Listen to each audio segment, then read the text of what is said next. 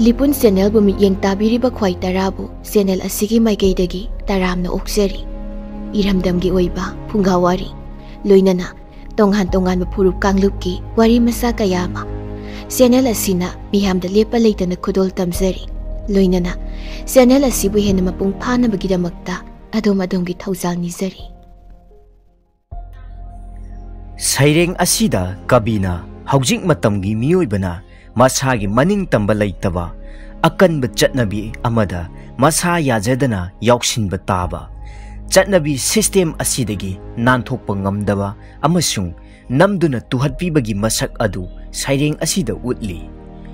Symbolic oina mapugi damurgi khonjel matung ina mapugi saikibadagi miyam mamangda yongna jagoi sabu utli.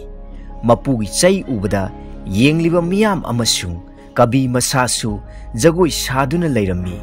gati leitraba phibam ama utli. Haujik miyamna lanthokchari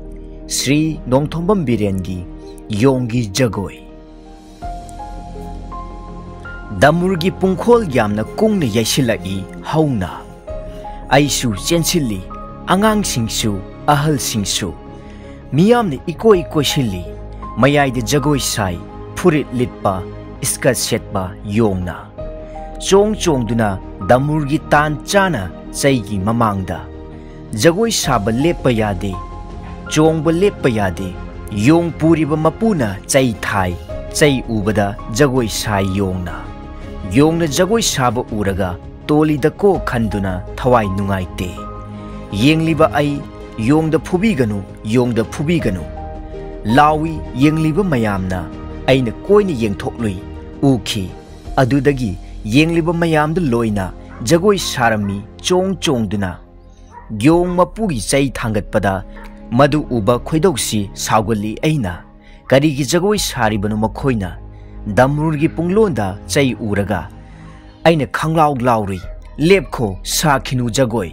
nakhoibu naning tamjadrabra kanasu tabide aina laujaba adum chongi adum sai yengliba mayamdu jagoi